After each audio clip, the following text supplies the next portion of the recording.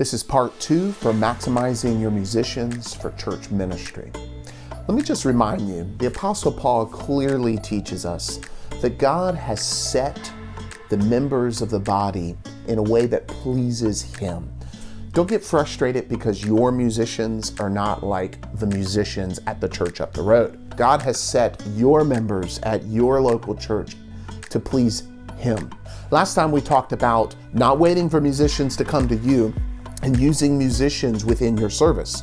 In this video, we're going to talk about the importance of a weekly rehearsal, and we're also going to talk about resources for your musicians.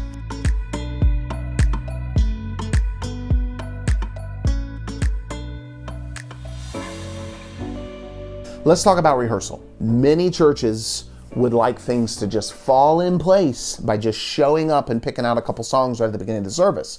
I think it is vital that you set a weekly rehearsal time. But I would suggest to you that make this weekly rehearsal not a time to practice old repertoire. Make it a time where you come together and you practice new repertoire. For these rehearsals to start on time, for them to be very brief, for them to be organized, and for you to have new music available. I would also challenge you to make sure that you practice before you plan the music. But give them the new repertoire, let them play through it, and the songs that they seem to get a little better, then plan those within your congregational worship.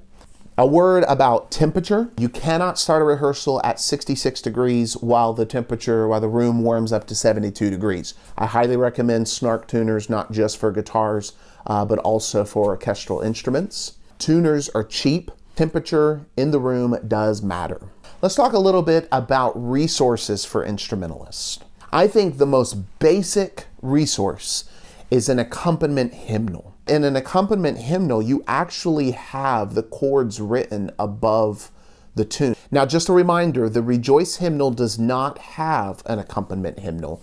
So whatever you get, the page numbers are not going to line up. And also the key signatures may not be the same. It's probably better to put all your musicians in the same music, even though I would encourage you to keep our Free Will Baptist hymnal in your pews.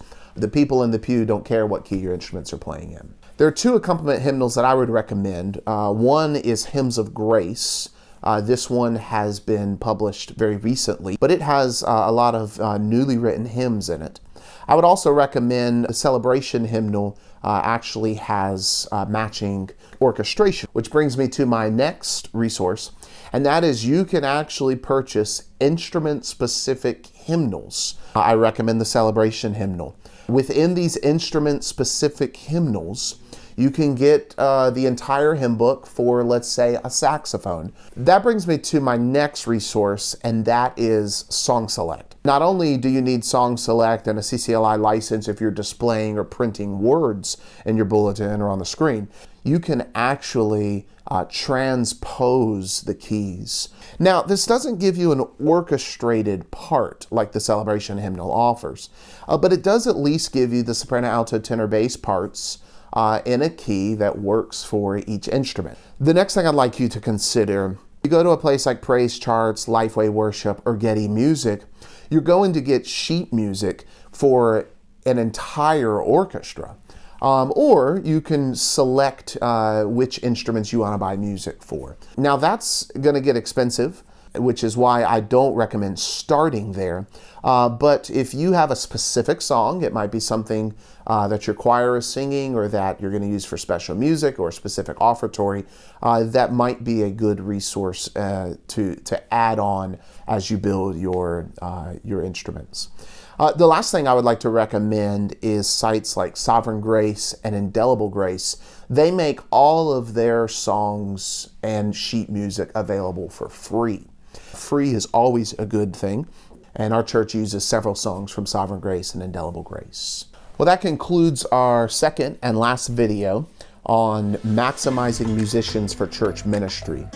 Let me just leave you with a challenge, and that is musicians are not just part of the worship ministry of your church. They are also part of the discipleship ministry of your church. We gather to give worship to the Lord through preaching and through singing and through praying and through the ordinances. The Apostle Paul specifically tells us in Ephesians that we are speaking to one another in psalms, hymns, and spiritual songs. He also says in Colossians that we are to teach and admonish in all wisdom through psalms, hymns, and spiritual songs. So music is not just worship. Music is discipleship one to another. Don't underestimate the importance of music ministry within the discipleship ministry. I've had a great time. Thank you for listening. I hope these things have been helpful for you.